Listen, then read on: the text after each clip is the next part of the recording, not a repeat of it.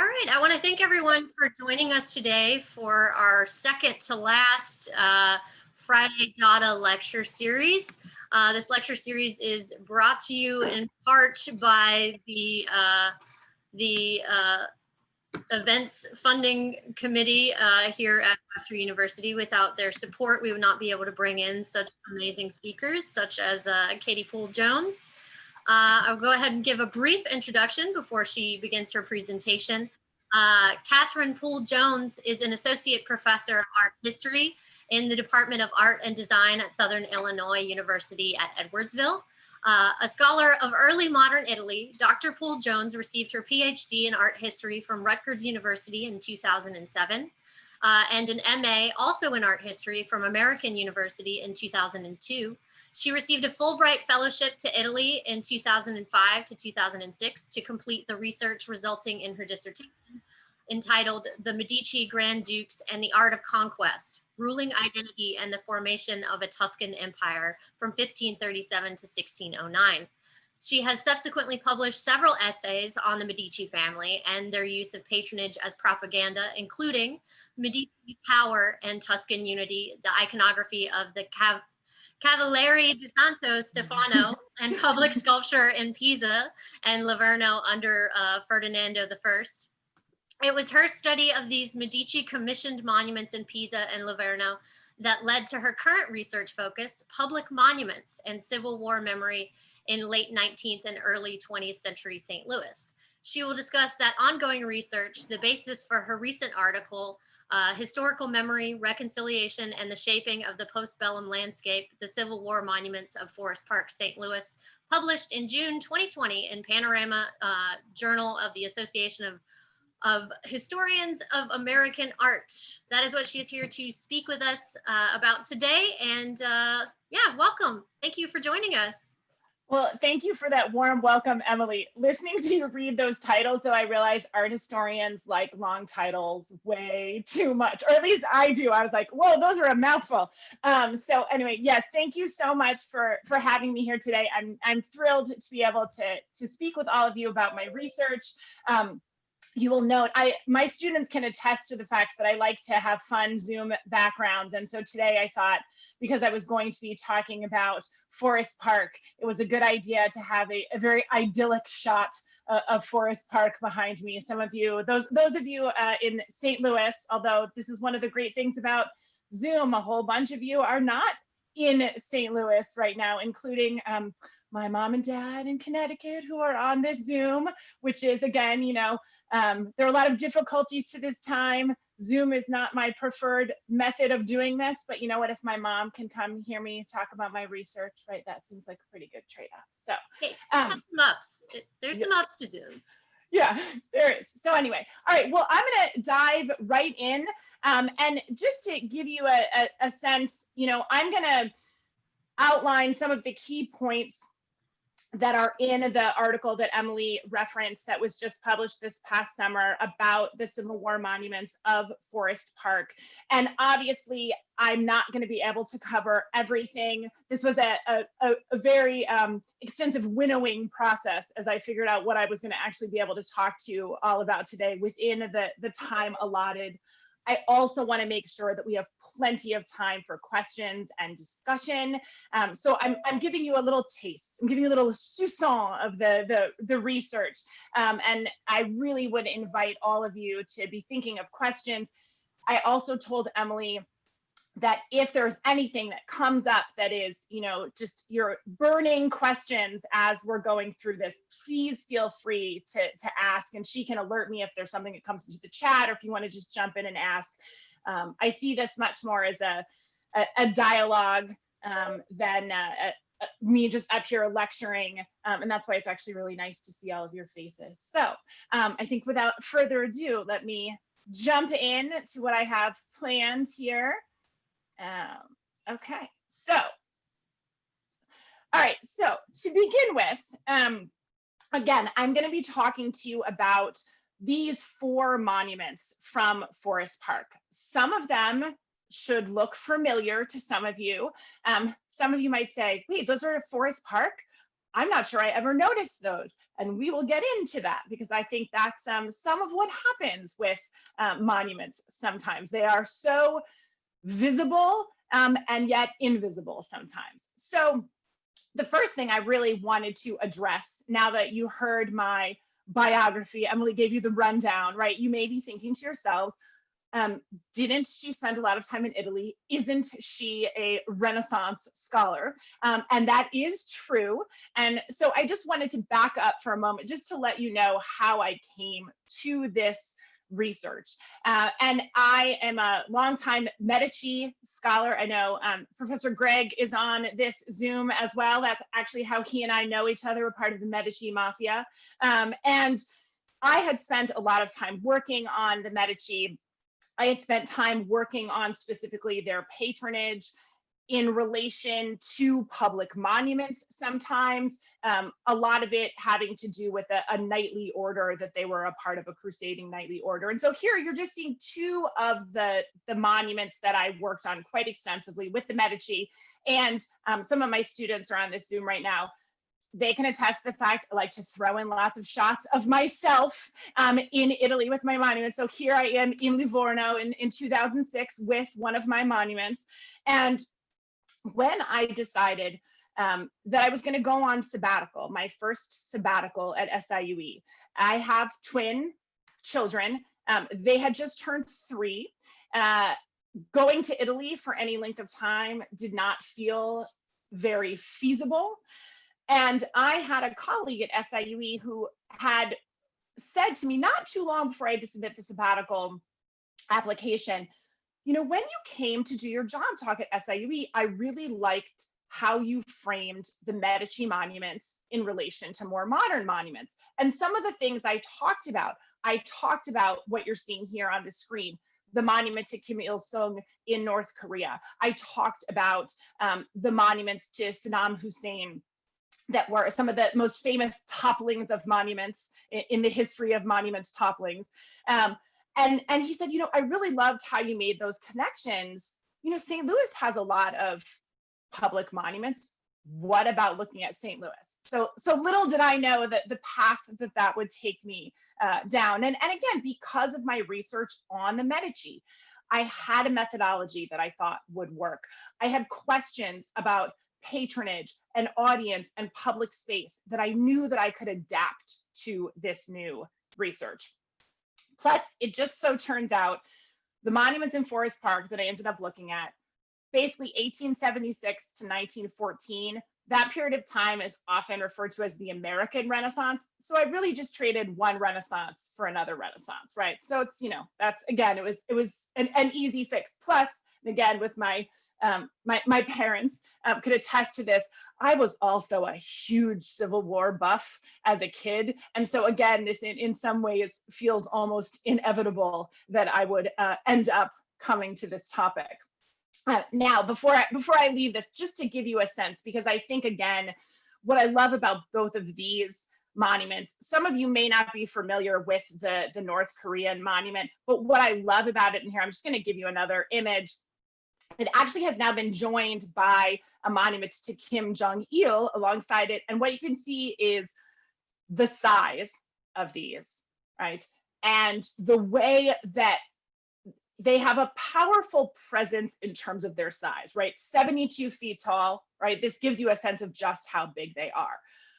But also there is this living presence to them. And in fact, when you visit North Korea, you're supposed to go visit these monuments. You are supposed to go pay your respects to these monuments because they are the embodiments of these former great leaders of North Korea.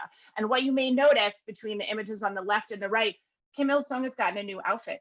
They redressed him when they put in the Kim Jong-il, right? And so this idea of just the power and presence of these monuments and monuments overall, I think comes very clearly into focus. So, all right. So let's talk about St. Louis and let's talk about Forest Park. And I want to give you a little bit of a timeline to keep in mind because I think about 2015, 2017, 2020 as kind of the key dates that have shaped my intersection with this material, with this research. So I submitted my sabbatical proposal in the fall of 2014. I'm going to study the monuments of Forest Park. In April 2015, then Mayor of St. Louis, Francis Slay, calls for the Confederate monument in Forest Park to be revisited. Most people say, wait, we have a Confederate monument in Forest Park? This is what I mean by monuments not always being so visible. A lot of people had walked by this monument many, many times. They had never realized what it was, who it was dedicated to. So April 2015, basically this is part of the aftermath of the death of Michael Brown in Ferguson, the advent of the Black Lives Matter movement. Then we have Mayor Slay call for it to be reappraised. June 2015, we have the shooting in Charleston at the Emmanuel AME Church. And so over the spring and summer of 2015, there is a growing sense that the Confederate monument maybe not only just needs to be reappraised, but maybe doesn't belong in Forest Park. Maybe there's a better way to deal with this monument. And there were a number of episodes of vandalism. There were protests at the site. And what ends up happening is there, against the backdrop of this, Slay had actually put together a committee to evaluate what to do with the monument. And they basically decided that the monument should be removed, but nobody wanted it. Nobody had a plan for what to do with it. Until pretty much December 2015, this report comes out and not very much happens for a while. And then what we have is April 2017, Lyda Krewson is elected mayor. She makes removal a top priority. We see, again, renewed instances of vandalism and protests. And also, again, against the backdrop, just to sort of make you guys think about the bigger picture, May 2017 is the removal of the 4 Confederate monuments from New Orleans, which I think was a really big moment for people in terms of thinking and rethinking about monuments. And then in August 2017, there is the Right rally in Charlottesville, the death of counter-protester Heather Heyer. What I'm showing you here on the left, you can see that's the Robert E. Lee monument from Charlottesville that was covered until February 2018. It's been uncovered again, and there's still so much debate about what to do with it. And then, of course, June 2017, the Confederate monument in Forest Park is removed. And so, you know, that again, just to kind of give you some things to think about it in terms of how this all played out. And so what really ended up happening was I made a decision to do this work, this research in Forest Park, and all of a sudden it became so incredibly vital to do. There were so many important questions. It was a topic of national importance. It was a thing that for me, as a scholar of Renaissance art history, I think it's jazzy. People do not tend to get as excited about Renaissance Italy as they did about this topic, right? People would email me articles. They would always want to talk to me about it. And you know, so again, I sort of feel like I was in the right place at the right time. Okay, so in terms of Forest Park, here I am showing you my little homemade map, right? Forest Park opens in 1876. It is one of America's largest public parks. Just to give you a sense, it is bigger than Central Park in New York. And it has the most significant public statement of Civil War memory in St. Louis, even with the removal of the Confederate monument now. So there were originally 4, there are now 3. And when we think about the installation of the monuments, right, 1876 to 1914, we're talking about 5 decades that were incredibly consequential in the history of the United States, right? Basically, you can think about them being bracketed by the end of Reconstruction in 1877 and the 50th anniversary reunion of the blue and the gray at Gettysburg in 1913, which is overseen by President Woodrow Wilson, who is the first Southerner to assume the presidency in the aftermath of the Civil War, right? And what I think is, again, important for us to keep in mind, and what I found through my research is, these are decades that witnessed incredibly passionate debate with regard to the shape of Civil War memory and history, right? As a nation, we were struggling to cement which version of history would endure. And monuments play a significant role in constructing and disseminating that history. And we're still feeling the repercussions of that today, which we'll talk a little bit more about in a moment. And so when you talk about this moment, these decades, they fit into this larger sort of umbrella term that's been coined by Erica Doss, a very influential scholar to me in my monument research, talks about it as a period of statue mania, right? So we have this unprecedented wave of monument building in these decades, right after the Civil War. Prior to this, there's been a lot of resistance actually to monuments. And some of it has to do with the fear of the monarchical precedents. For example, kings of England have statues, kings of France have statues. We're not a monarchy, right? But again, it is sort of interesting that once we start to get monuments, they're also George Washington, right? He's seen as a safe choice to put up on a pedestal. Right. And so this period of statue mania, right, we start to see great men, and it is great men. It still is great men even now, right? We're going to talk about representation a little bit later on, right? Put up on pedestals because there is this belief in the edifying quality of public monuments, that they inspire reverence, they inspire emulation. So when we talk about what and who get put in Forest Park, here are the three individuals, right? So Edward Bates, who is part of the famed team of rivals for Lincoln. He is Lincoln's Attorney General. Frank Blair Jr., who was a congressman, a senator. He was a fiercely devoted Unionist and supporter of Lincoln. He fought under the direction of Sherman and Grant. He is also a super complicated figure because, and we unfortunately don't have time to get into everybody's nitty gritty. He ends up running on the Democratic ticket against his former commander, Grant, because Frank Blair is, again, not to put too fine a point on it, basically someone who believes in the Union, but is a white supremacist. He has incredibly racist views and is not shy about sharing them. Some of the things you read from him are quite eye-opening, to say the least. And then finally, we have Franz Sigel, who was a German-born Union general. And this is, again, something that I found quite interesting looking at Forest Park is German immigrants were the biggest group of immigrants in St. Louis in the second half of the 19th century. St. Louis remains a pro-Union city during the Civil War in large part because of the Germans, because the Germans are so pro-Union and anti-slavery. So again, they're such an interesting group of people, but one thing I do want you guys to think about as you're listening is none of these men are radical firebrand abolitionists. None of them, right? They're all kind of middle of the road in many ways. They appeal to both sides of the spectrum.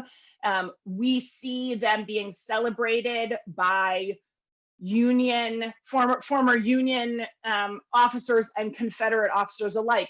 In the case of Franz Sigel, we have ceremonies at the unveiling of their monuments that have Democrats and Republicans, Unionists and Confederates, right, all coming together. And so that's kind of an interesting side to this story. Okay, so in terms of thinking about Forest Park a little bit further, and again, what it means to put these men on pedestals in Forest Park, right? It is a place that guarantees high visibility and a wide audience for any monument. And I always like to show, there's just some really fun vintage photographs that you can get of some of these monuments. I particularly like the one on the left with all the bicyclists in front of Frank Blair's statue. that basically from its inception, Forest Park is an incredibly popular venue. We know by 1896, they have 2.5 million visitors coming to the park per year. So again, if you want to spread a message, if you want to put a specific person up on a pedestal and make sure that message is widely heard, you're going to do it in Forest Park.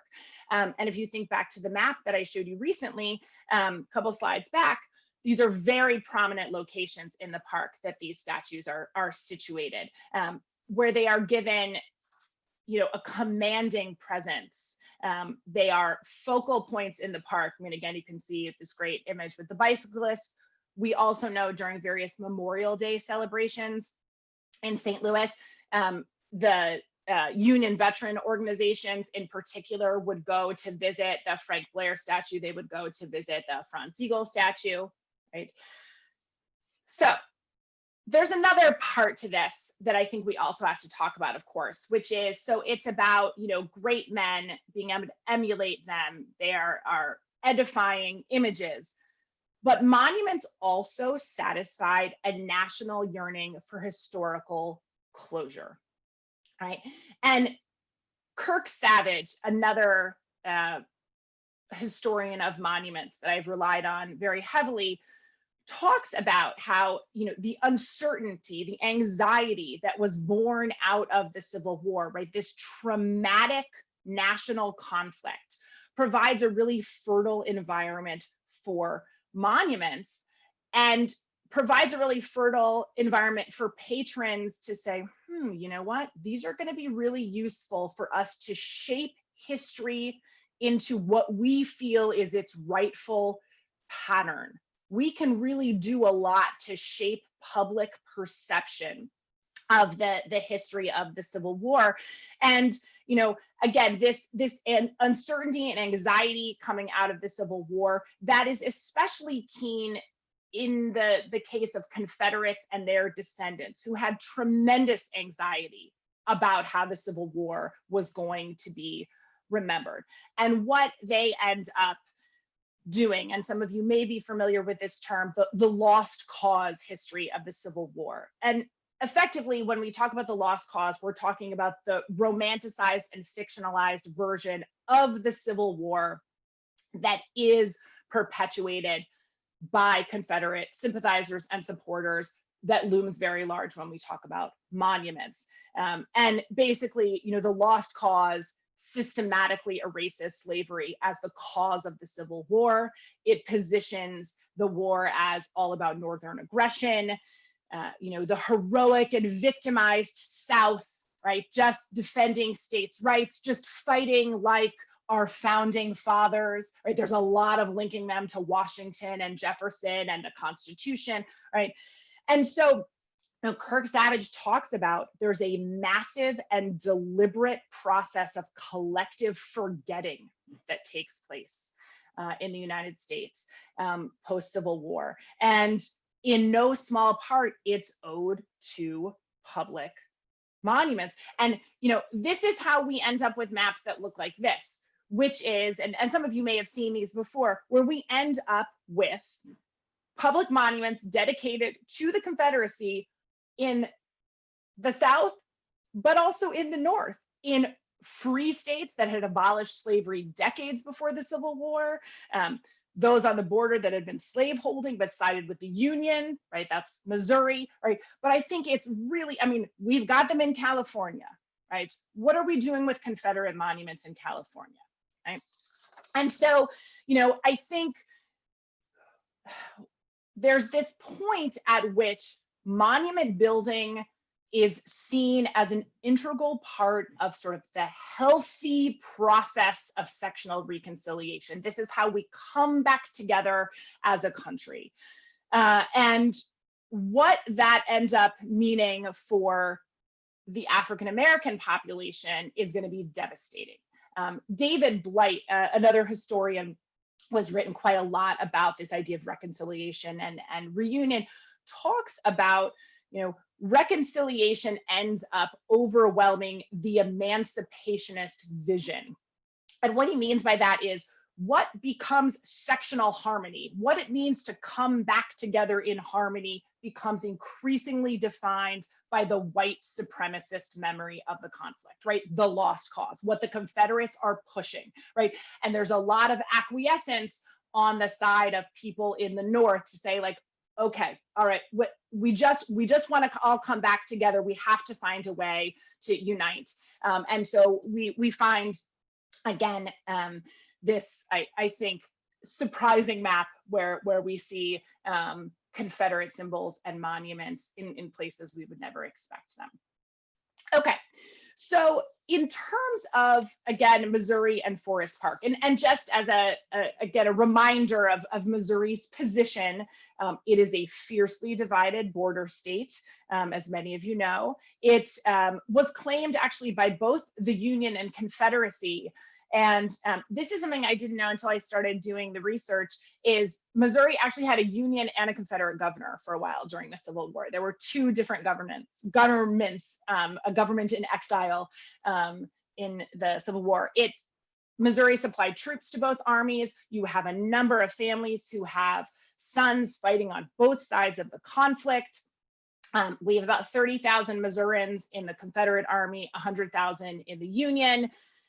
There were more than 1,000 battles and skirmishes in Missouri. That's the third largest number of engagements of any state, right? So the Civil War really touches Missouri in a very concrete way, and in a way that shows that sectional divide so clearly. You know, as I said, St. Louis is a Union city. There is a significant amount of Confederate support that exists. You have a lot of people of Southern roots, right? That's both Bates and Blair are from Southern families. Both of them had been slave owners, right? So, you know, the other thing, and I alluded to this when I was talking about, you know, some of the ceremonies where they unveil, and you have, you know, it's a statue to someone who's a Union Army officer, and you have someone who was a former Confederate general is on the platform talking about how great this person is, right? There's a fluidity of allegiances in Missouri politics in the postbellum years as well. And again, you know, that is something I had not known until I really started digging into the literature and the research, and I found it to be so fascinating.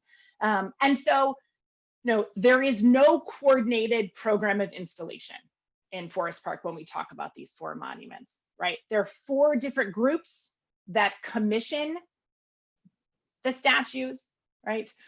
But I think when we look at them as a group, right, they offer a significant insight into the changing views and attitudes of the St. Louis citizenry with regard to sectional reconciliation.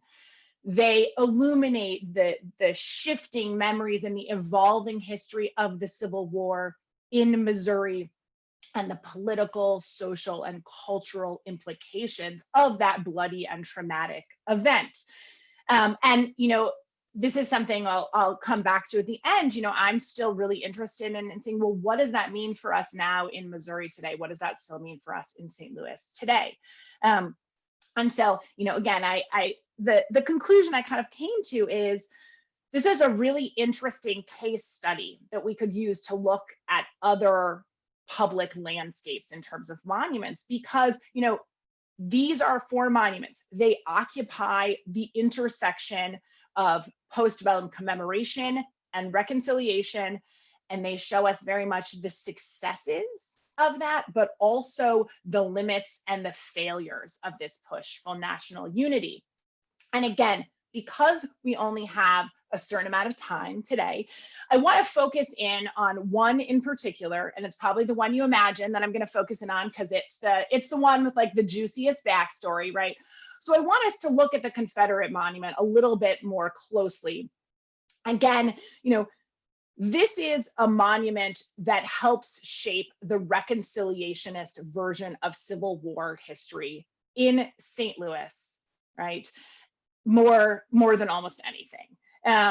And, you know, again, I think it's so useful to think about the fact that why monuments are so helpful for patrons, for people that want to shape history and what they see as the rightful pattern, because public monuments right? Don't we think about them as, we see them in public space, and they have a legitimacy and a power just because they're in public space. We think, well, obviously people got together and had a consensus that that person did something great, or that history is worth celebrating, right? And that is just not always the case, right? They do a really good job of making us think that, and that's what makes them so powerful. And so they really offer this unparalleled opportunity to publicly advance a very selective and almost also romanticized version of the past.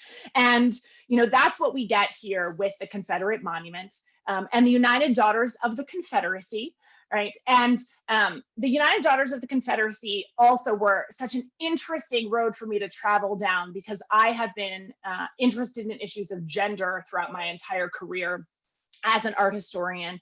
And so this was also a way for me to tap into that aspect as well. And the United Daughters of the Confederacy, they were founded in 1894, and they arguably become the most effective purveyors of lost cause ideology, right? And monument building is a big part of why. They also rewrite all the textbooks, and we're still feeling the repercussions of that today. And that's why I'm showing you here, this is the historian general, Mildred Lewis Rutherford, who liked to wear antebellum costumes. She walked around in hoop skirts as part of her whole shtick.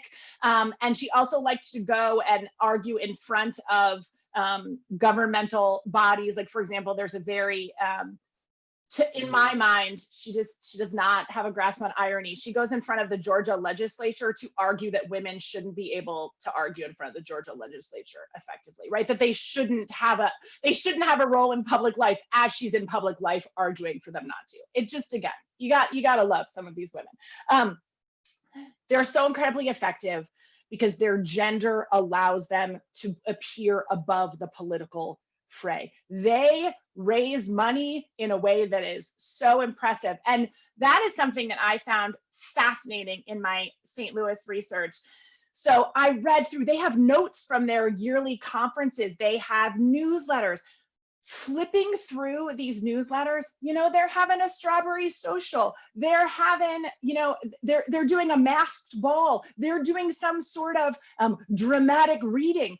They're doing it to raise money to build these monuments. And so you get these little lines where it's like, and here we've donated our $5 from last month's strawberry social, right?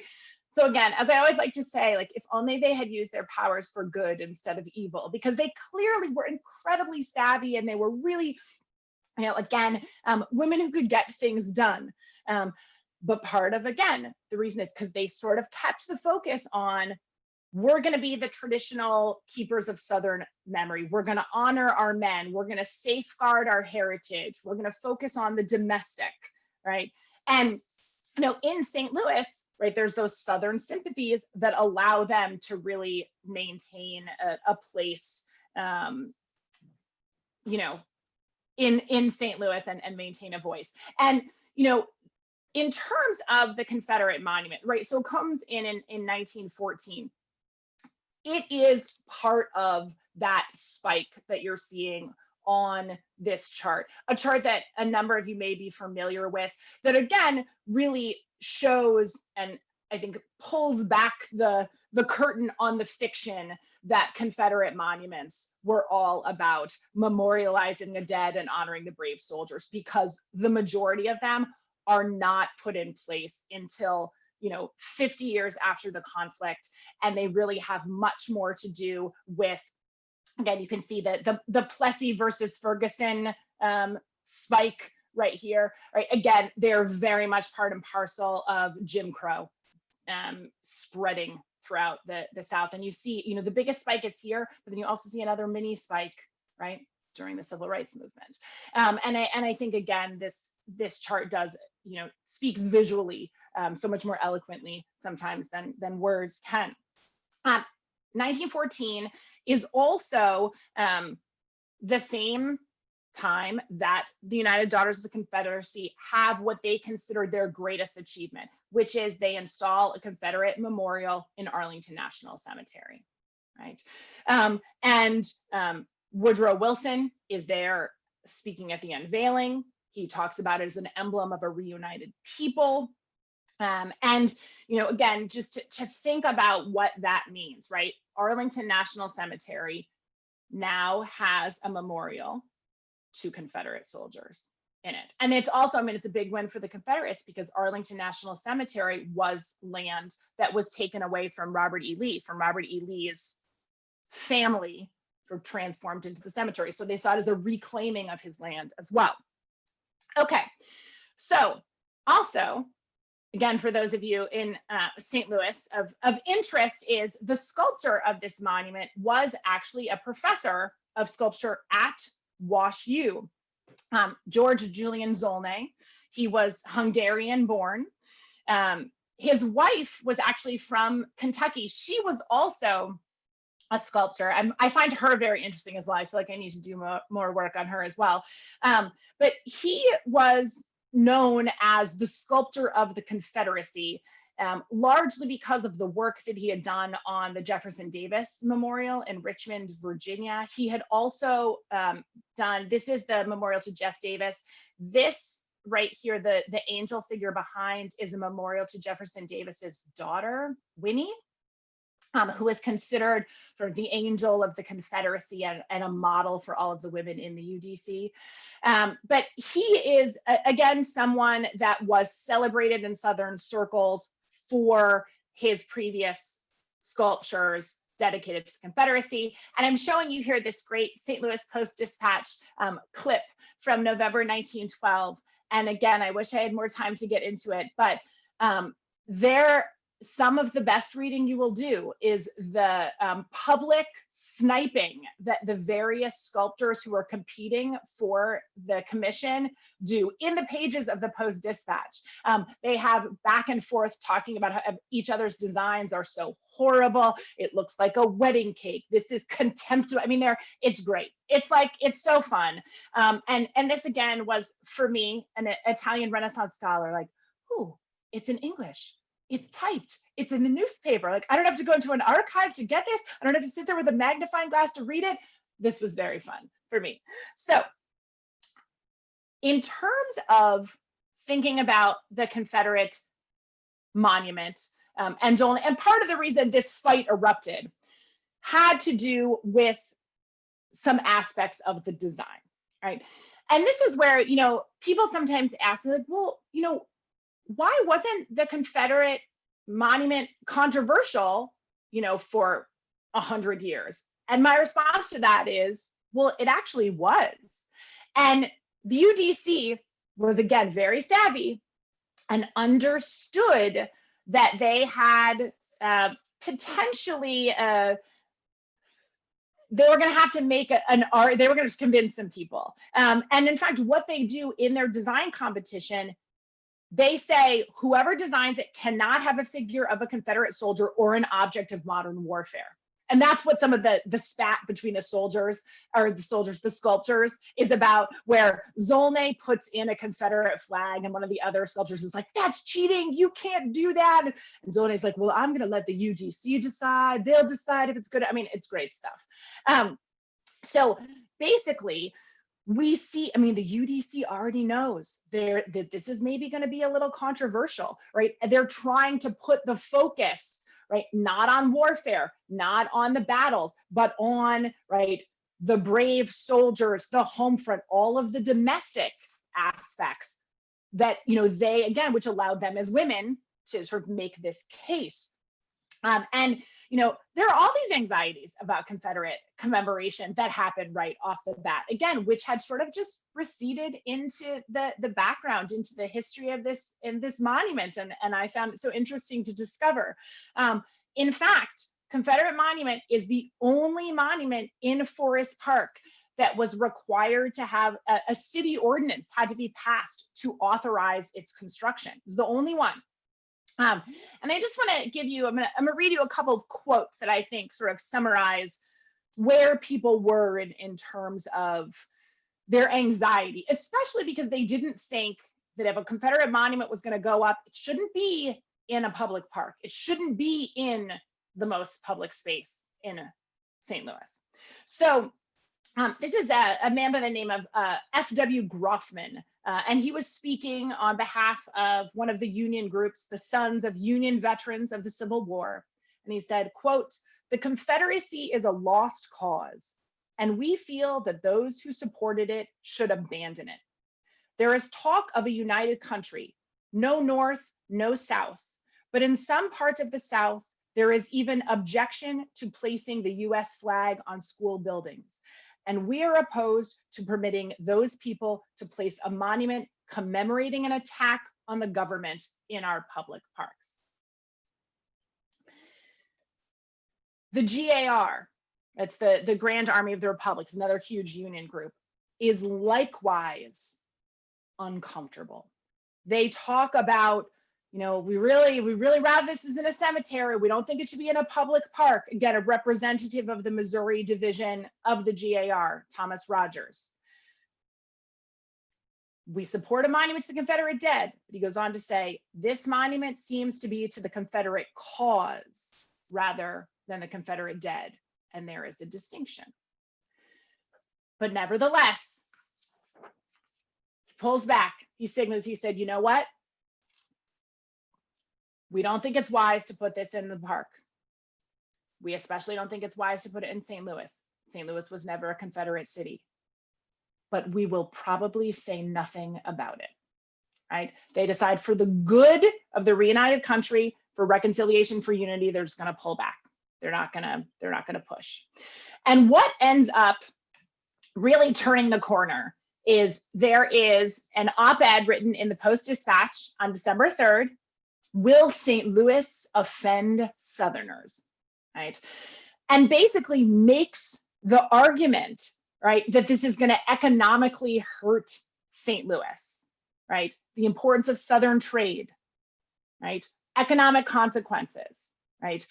The appearance of having no sympathy for Southern suffering. And we have members of the city council that immediately change their votes and they say that this is why, right? And so what's interesting to me is, you know, they start thinking about this monument in 1897, but it almost behooves them that they don't get it done until close to 1914, because I think the temporal distance, right? It's the restrictions they put on themselves in terms of design, but the temporal distance also allows them to say, oh no, this is just memorial. No one has any sectional feelings anymore. We're all on the same team now. And so it allows them to publicly perpetuate this fictional consensus about reconciliation and Civil War memory, right? There's this new era of reunion afoot. Right? Now, some of this is also backed by the fact we have other things happening at this moment, not only, right, the reunion of the blue and the gray, which is one of many of these sort of celebrations where we have Union and Confederate veterans reaching across the divide, shaking hands, all is forgiven, right? There is actually on Memorial Day, or for Memorial Day in St. Louis, there is what is called the final reunion of Confederate and Union veterans of the Civil War, right? And this is less than 6 months after that vote where they decided to put in the Confederate monument, where the Union and Confederates, they marched together to cement the friendship between the two groups, right? They march downtown, the Confederates start off the parade, and then they fall back to let the Union veterans pass them, right? Again, to right, show that everything is fixed, everything is healed, right? It's again that incredibly romanticized version of the Civil War. It's stripped of that divisiveness. This is again all about us coming back together, right? Okay, so June 2017, right? Removal is going to happen. As soon as it seems clear that the removal is going to happen, the UDC asserts their ownership, their full legal title to the monument. And this actually happened in a number of places this summer where we saw the UDC remove monuments preemptively for fear of damage to the monuments. And what ended up happening is the UDC gave the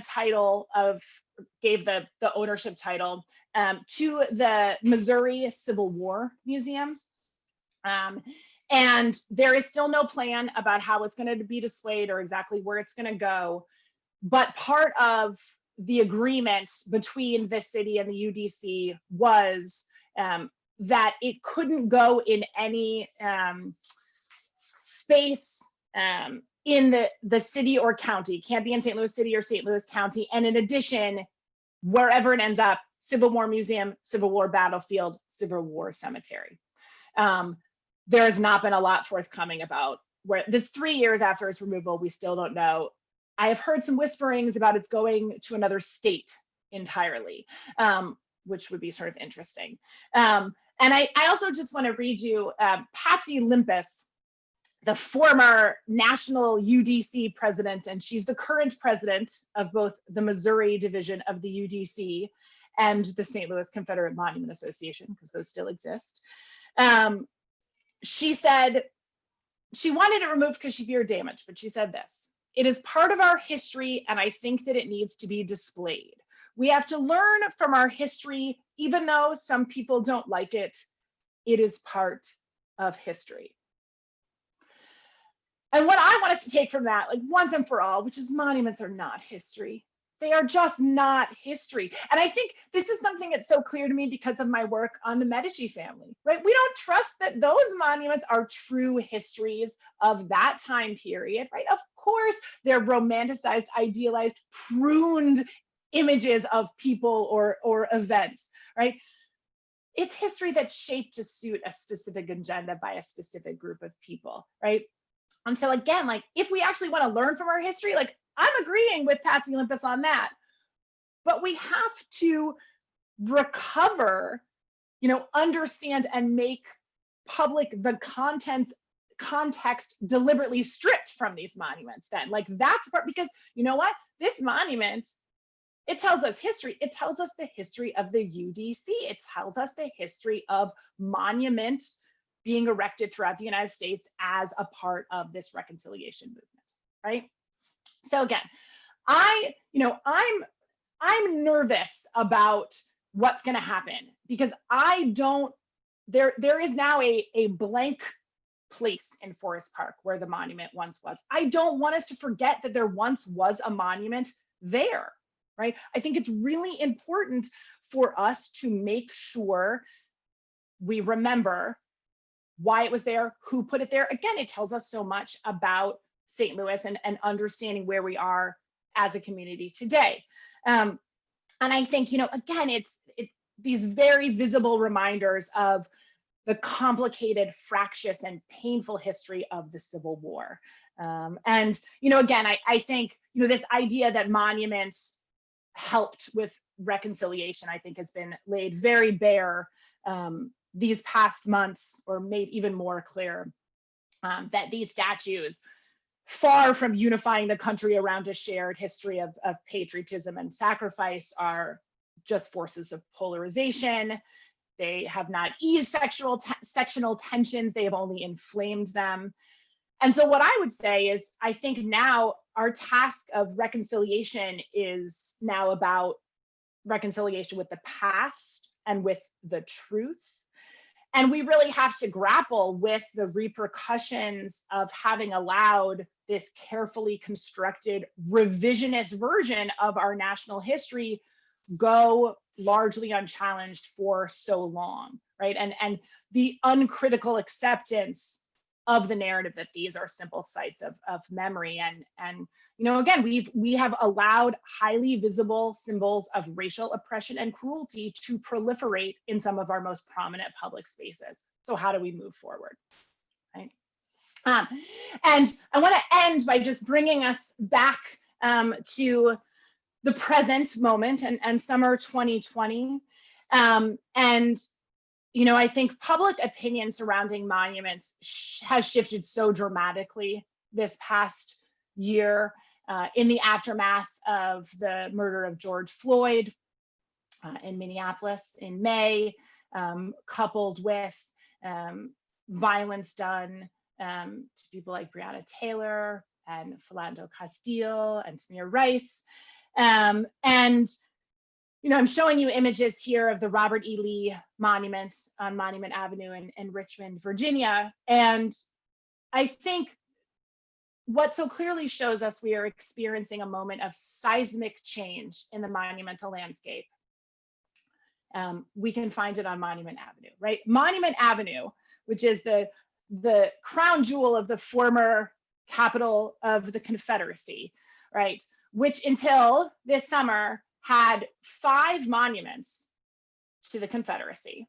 And here you're seeing a removal of 2 of them. And these removal photos I found so fantastic, because just seeing them pulled off those pedestals and laying on their side, there's almost like a ridiculousness to them that I find they lose some of their power just in seeing them like turned on their side and laid on these flatbed trucks that I find really interesting visually.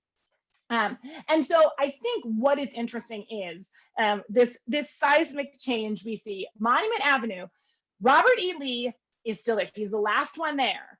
But Monument Avenue very soon will only contain 1 monument. It will be to the African-American tennis player Arthur Ashe, who you're seeing on the right. And adjacent, there is the statue Kehinde Wiley's Rumors of War, which is itself modeled after this monument, now removed, right? These are going to be the 2 statues on Monument Avenue and adjacent to Monument Avenue. And I just want to show you, this is again, a little Google screenshot. So you can see this is where Robert E. Lee is here, right? Here's Monument Avenue. There's Arthur Ashe, right? This is where the Kehinde Wiley is, right here. And I'm marking this orange star, this mysterious orange star. Kirk Savage talks about counter monuments, right? That we slow the stream of monumental history. We change the past by adding to the public landscape, by pushing back on what's in the public landscape if we can't remove. In this case, it's interesting because there's a bunch of removals as well, right? That Kehinde Wiley is facing the national headquarters of the UDC, of the United Daughters of the Confederacy, right? I don't think that building's going anywhere anytime soon, but I find it so interesting, right? That we have a monument that is a young African-American man taking the pose of a former Confederate general, now facing down the building of the women who did so much to erect those monuments in the first place, right? And you know, this idea of rebalancing the past using monuments and counter monuments. And I've been thinking about that in relation to the St. Louis landscape a lot lately. And in 2012, we had the Dred and Harriet Scott monument that was installed in front of the old courthouse in St. Louis. More recently, the Frankie Muse Freeman monument. She was a pioneering civil rights attorney who was actually instrumental in ending legal segregation of housing in St. Louis. And there you can see her at the dedication. She passed away at 101, not that long after the monument, but I love that she got to see herself in bronze. And I see these as St. Louis's counter monuments. And I think the placement of these, in addition to the removal of the Confederate monument from Forest Park, suggests that we are finally moving towards a more inclusive version of St. Louis's history in our public landscape, in our monumental spaces. And that, you know, 150 years after the conclusion of the Civil War, that reconciliation may still be possible. Thank you. Awesome. Thank you, Katie. That was awesome. Here, I'll okay, get everyone's faces back. We'll open it up to questions. We've got one from Elena. They say, Alina Brazier, is this one of my students? Oh, yay. See, this is, my students have heard me talk for an entire semester about monuments, and they're still willing to come back for more. I just finished a public monuments class. So, all right. They're hot. They're interested in how we create monuments moving forward, to who, what, and place. Do we have actual figures representing people anymore? Because one person cannot represent the entire public. So yeah. I guess speaking to what monuments will look like in the future.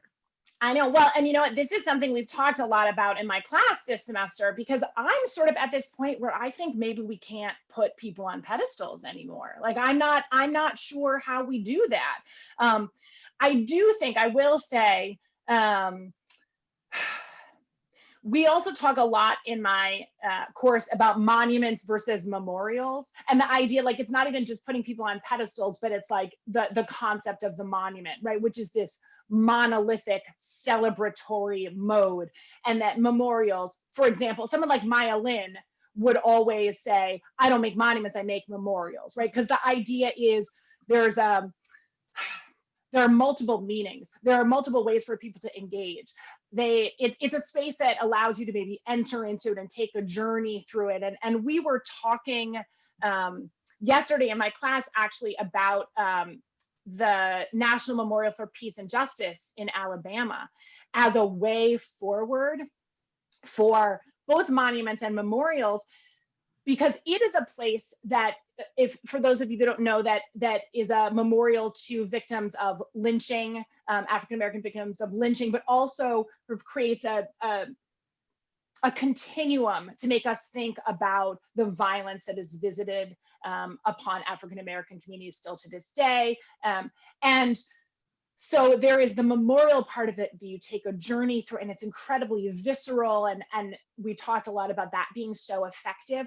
But also, one part of this memorial that I think points us forward is there is a mission of education, there is a mission of action, right? It was founded, the Equal Justice Initiative, and Brian Stevenson, instrumental in this memorial, said it was so important to them that the memorial isn't like the end point or isn't the only thing, right? It's then about like coming back into your communities and having difficult conversations and taking action and making change. And I love that, because it's the idea of like, you engage with the memorial and then you go on and you do things, right? You have a purpose and you can move forward. And one of the things they do is they have these monuments that are these blocks that line up with, hanging from the ceiling in the memorial and kind of rising off the ground are markers that speak to the counties where lynchings occurred. Mm-hmm.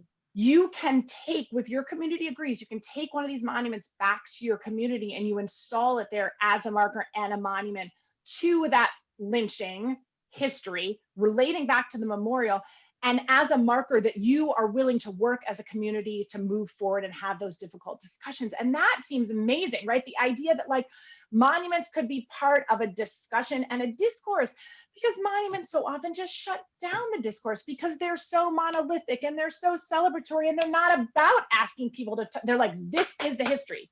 Well, it's almost like reframing or creating an alternative view of history. And so like that sort of instance is almost like saying, no, we as a community are willing to take accountability for what our ancestors have done. And we're willing to take all of the appropriate steps to then make sure that it doesn't happen again in the future, or look at where we are at now and perhaps, mm-hmm. The less violent, but still equally perhaps problematic things that are happening in the present. Mm-hmm. And then how do we provide a better future for future generations? Yes. I think that's excellent. Ryan has another question. Can you speak to how the discussion around the removal of the St. Louis statue on Art Hill fits within this broader discussion of who we put on pedestals and whether they should be removed? And then I'll actually piggyback onto that. And if you could briefly talk about the difficulties of getting a statue removed, because I've talked to a couple of people about this. Yeah. Yes. Okay. Well, so the difficulties are, it's very difficult, right? I mean, and I think, although it's interesting, when again, speaking of removals, the Columbus statue that was in Tower Grove, which also came down a couple months ago, that there's a really interesting background story to how that happens, or how that happened and how they solicited input from the community. And but I think in terms of how difficult it is to take something down. I mean, that's why the Robert E. Lee statue is not taken down off Monument Avenue, because what happens is, you know, the mayor of Richmond, the governor of Virginia said, we want these down, and the legislature is currently blocking them from doing that. That's what's happening in Charlottesville as well. And so you run into a lot of red tape, you know, and there's a number of states, southern states especially, that have passed laws recently about not being able to remove monuments. And that's so difficult too, because then it's like, well, okay, if you're saying no, then like period, no removal period, then also we're not going to have a discussion. Like nobody's going to be like, if that's the only thing, right? Like, no, okay, where do we go from there, right? And so I just also think we got to reframe just because you're taking it out of public space doesn't mean we're destroying it. Like a lot of these things are served so much, would be served so much better in a space that they could be contextualized in museum space. I mean, a lot of them are I mean, that's the thing with the Louis. Sorry, Ryan, I'm gonna work back around to it. I'm getting off on a tangent. You know, I think with Louis, what I find interesting about Louis is I think they could very easily work that into an educational context, because that is a statue that connects to the World's Fair. And I think if you recontextualize it as part of the World's Fair, and then you think about, again, once you start to recontextualize it in relation to the World's Fair, because there are some, you know, maybe not so palatable for our 2020 audiences, things happening in relation to the World's Fair, right? As part of like a larger, you know, because Louis and the crusading mission of Louis, right, is very problematic when we think about that. But I think it would be interesting to think about, is there a way to connect it to, for example, the exhibit that they have at the History Museum that is about the World's Fair, right? I mean, now the problem is pulling Louis off Art Hill is like a whole thing, right? Like they're hard to move. Like that's the other problem, right? So here's the thing too. It's like, we're going to end up with a lot of these monuments that are going to get removed and are never going to go anywhere and are just going to get placed in storehouses, and I don't like that either, right? But yeah, so I have no good answers to these, but I think, you know, with Louis, I don't know what the status is right now, but I'm hoping there will be a broader discussion about what to do with it, because again, I think we really have to hear from all the voices in the community, because I often think, you know, for those that are arguing that it should stay put, I also want to pose the question, but what about those people that have to enter the space and it feels painful and it feels aggressive and it feels offensive, right? Anyone who has to enter, you know, the space of, I mean, I often thought about this with the Confederate monument, right? What it meant to be a parent, you're African American, you walk into that space with your son or your daughter, and how you're supposed to explain to them that this is in one of the premier spaces in the city you live in, and what that says to you about the values of your community and your community, including you. So I don't know. I don't know if I try to wrap a whole bunch of stuff around there, because I know we're over time, but they're such thorny questions. Well, and yeah, and I think it specifically, the work that you're doing is really important, because it's pointing out and letting us know that these monuments were built many years after the Civil War, and so it's looking at the time period when, you know, the UDC or other various organizations are choosing to change the sort of like history around this stuff. I mean, I think Jeff in the chat pointed out, like, you know, the KKK had a resurgence in 1915. You know, the Springfield race riot was in 1908. The Tulsa massacre was in 1921. Like, I think it really ties into where we're at currently, where we keep trying to say that racism doesn't exist. We've come so far. But when you look at the timeline, we haven't. And a lot of the stuff is in our very recent history. And I think it's important to really look at that kind of stuff. And I'm glad that you're out there sort of like writing about this stuff and giving it like a fresh new set of eyes. Yeah, well, it was interesting to me because when I went to start doing this research, what I found was there was just very little written about these monuments beyond maybe just, some cursory description of them. No one was talking about the patrons. No one, I mean, I had to tell you, the stuff that I found about the unveiling ceremonies, just by going onto newspapers.com and looking through the Post-Dispatch or, other now the Globe Democrat, all these newspapers that no longer exist in St. Louis. But I mean, it was so interesting to read about the ceremonies and to the engagement between people. You would, again, and in the newspaper, all of the ins and outs of the commission. I mean, they were reported on breathlessly, right, in terms of like how long it was taking them to get commissions. Oh, there was a new sculptor. This had happened. And as I said, right, with the Confederate monument, all the back and forth between the sculptors is like genius gold. So I think it's hilarious because I am a sculptor. So I just imagine like me and my friends being super petty. Yeah, you gotta go read it, Emily. You would love it. Yeah, it's great. They're really fun. They're all doing it in like, early 20th century, like, well, like, I'm so offended that you would refer to my sculpture in this way. So it's fun. But yeah. Well, that's great. Thank you for joining us today and for giving us such a very informative presentation. I love hearing how you talk about it. You speak about it from a place of real interest and passion, and I always like to hear it when people just really seem to nerd out about what they study. Yes, my students can. Yeah, they're all over that. They're like, oh yeah, this is just how she is all the time. The entire time I was like, I want to take this monument class. This sounds fun. It's like, Emily, you already have a degree. All right. Well, again, I don't want to take up too much of your time. Thank you, everybody, for joining us today. Remember, we have one more speaker who's going to be Khalil Irving on December 4th, and we're going to take next Friday off because it is Thanksgiving. And I hope everybody has a wonderful holiday season, and we'll see you in a week. Yeah, thank you, everybody. And if you have a burning question, please stick around. I'm happy to keep chatting. So thank you. Thank you. Say hi. Thanks, Katie. It was Thanks, great. everybody. Thank you. Thank you. Thanks, Jeff. Thank you.